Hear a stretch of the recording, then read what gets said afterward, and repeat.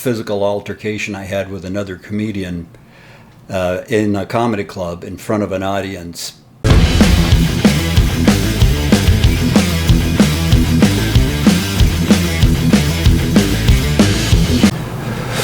Check, check, check, check, check.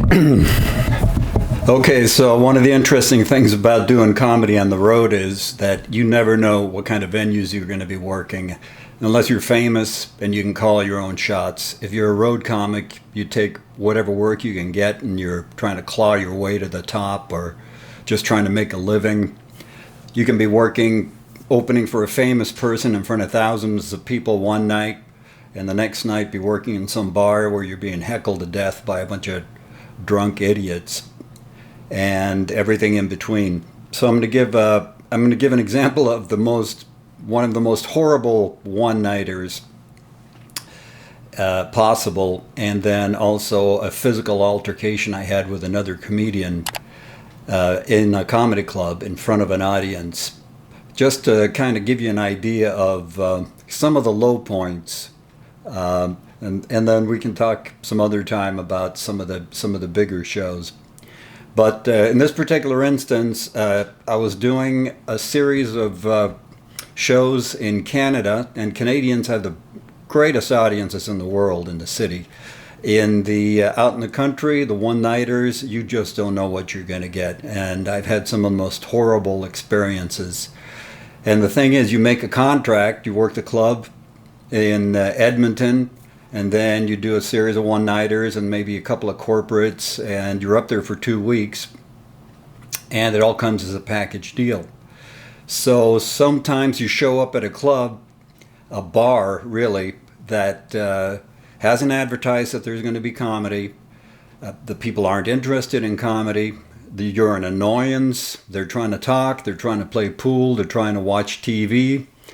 The bar just needs the entertainment because they have what they call a cabaret license, which allows them to sell alcohol.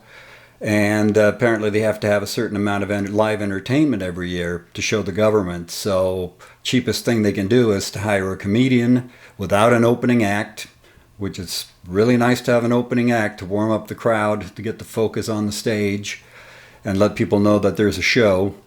That is the toughest spot in comedy, is to be the opener. So, I mean, it's really an important job. But these bars will just hire one comedian because it's cheaper than hiring a band.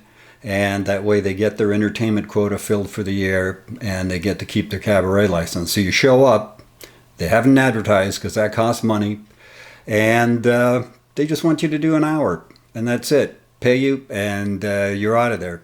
Next week they'll bring in somebody else.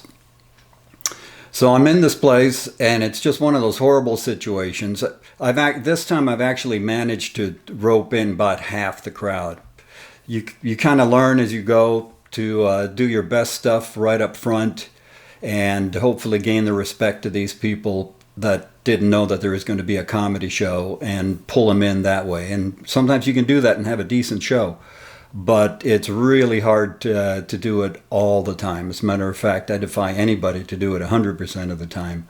I haven't yet to meet the comic that can do that. So in this case, I had about half the room in this small bar, and the other half was basically hostile to the show, and one guy in particular.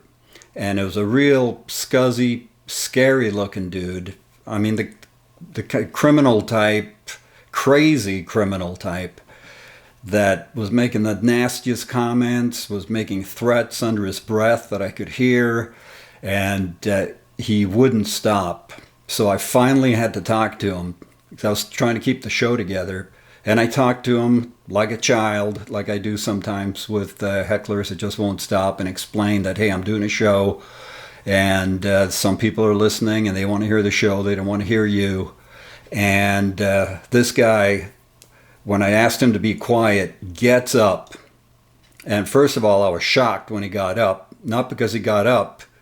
Well, that was part of it. Usually, when you talk to a heckler, they don't get up and start approaching the stage. That's very unusual. But so he gets up. That was unusual. But the other thing that was really unusual was how short he was. as threatening as he was sitting down, when he stood up, I couldn't believe how short he was. It was like that old joke. It's like, yeah, why don't you stand up and tell me that? Oh, you are standing up. And he's wearing this long, grimy coat that goes down to his knees. And I'm still nervous about this guy, even though he's about 5'3", and I'm 6'2". But this is the kind of guy that could have a 14-inch blade underneath that coat. So he takes 2 steps towards the stage, and self-preservation kicked in, and I just heard myself blurt out, "Sit the fuck down," in my most authoritative voice. And to my amazement, the guy doesn't hesitate. He just turns on his heel like he's in the military, and I just told him about face, walks back to his chair, sits down, and doesn't say another word for the rest of the show. The most amazing thing I've ever seen as far as hecklers goes. Now, the other story I wanted to tell you was about having an actual physical confrontation. I've never had a physical confrontation with a heckler, ever, but I have had a physical confrontation with another comedian on stage in front of an audience. And this was at the LA Cabaret. When I was first starting out, and I'd worked my way up to the main room, and I was getting paid spots on weekends. And this particular weekend, I was the last person to go on.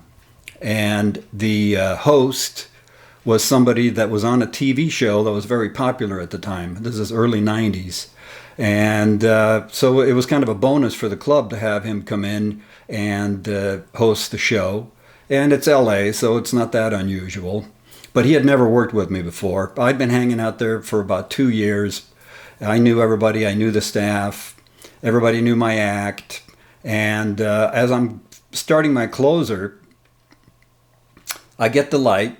There's a light in the back of the room that lets comedians know, okay, you have a minute and a half to wrap it up. And you nod. You give a little nod to the back of the room to acknowledge that you saw the light. And I'm doing my closing bit, so I don't think anything of it. I give the little nod. And the light goes off. 10 seconds later, the light comes back on again. And I'm like, what? 10? Okay. I said, yeah, hey, I got it. Yeah, I'm just doing my closer. And then he gets on the mic. And so everybody can hear it booming over the whole room. He goes, show's over. Get off the stage. Hang on. I got a phone call. Okay, I'm back. That was Bob. So, where was I?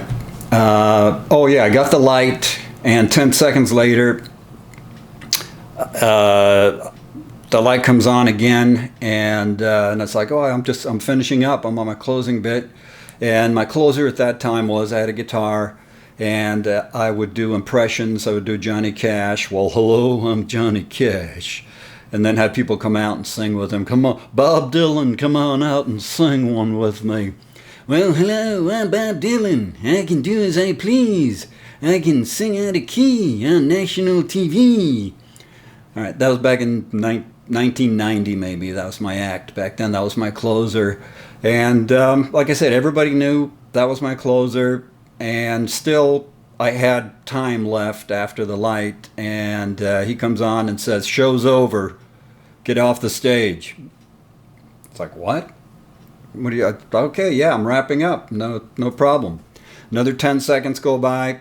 Still, I haven't been up there more than. It hasn't been more than 20 seconds since I got the light. Again, he comes over the microphone. Show's over. Get off the stage.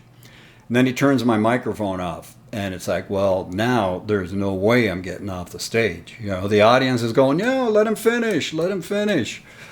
And so I go, well, I don't need a microphone. I can just project. And I go back to it again, start playing guitar, projecting. And here he comes, marching up the aisle, up the steps, onto the stage, doesn't break stride. Now, this guy's about 5'7", another guy that's shorter than me, but apparently not intimidated by the fact that I'm 6'2". And he just doesn't break stride. He just grabs me by the shirt and keeps walking. And I was like dumbfounded. I've got a guitar on, so I just kind of like walk back 3 steps until I hit the backdrop, which is this huge painted backdrop. It's not attached to the wall, and it starts wobbling, and I'm thinking, well, if this thing falls down, that's not really going to look good. So I grab him and I walk him back 3 steps. I'm thinking, I'm not going to start a fight, but I'm not going to let myself get pushed around either. So apparently that pissed him off really bad, because he's got my shirt and he rips it intentionally, just rips my shirt. And that kind of got me pissed off. Again, I'm not going to punch him, but he ripped my shirt, so now I'm going to rip his shirt. So I went to rip his shirt, and I didn't quite get a grasp on his shirt, but my fingers got caught up in his gold chain, and so I accidentally ripped his gold chain off his neck instead of ripping his shirt. And now the guy's just livid. Now he's, I'm going to kick your ass. He's just like totally going nuclear. And luckily, by this time, the bouncer's up on stage. There's audience members up on stage. They're getting between us. They're holding him back. Nobody's holding me back because I'm not really doing anything. I'm just standing there with my guitar. And I hand him back his gold chain, or I hand somebody his gold chain. But he's just livid. Just, I'm going to kick your ass. And they're just kind of like a chihuahua on a leash that's knows it's being held back. So it's going nuts, barking and growling. And they walk him back to the edge of the stage, and he finally realizes he's not going to get to me. I don't know if he really wanted to get to me, or if he was putting on a show or what. But he turns around, walks off the stage, down the aisle, to the back of the room, through the kitchen door. And the whole time he's walking through the club, he's going, I'm going to kick your ass, I'm going to kick your ass. And that was the last time I saw him. And now it's what, 2021, and this was 1990? Oh my God, that's like 31 years ago. This is when I was first starting out doing comedy. And I was hoping I'd get to work with him sometime over all these years so we could talk about it and hopefully laugh, because I don't know what the deal was with him. If he was in a hurry to get home, if he had a really bad day, if his ego got too big for him because he was on a TV show, I don't know. But the good news is that I got a call from the owner the next day, and luckily the staff knew me well enough, and they knew my act, and they knew him. And even though he had never worked with me before, they'd been working with me for a couple of years. And the owner asked me what happened, and I was afraid I was going to get banned from the club. And I told him what happened, and he goes, yeah, well, that's what the staff told me. So, I've kind of had problems with him before, so I banned him. But you can come back. And it's like, yeah, which is really kind of unusual. I was green, I was brand new. And here's this guy that's on a TV show, and he gets banned, and I don't. So, happy ending. There you go. All right, life on the road. If you enjoy this kind of stuff, please hit subscribe. And I promise to bring some interviews with other road comics and people in the business, and we'll hopefully get some great stories and great conversations and stuff like that. Thanks.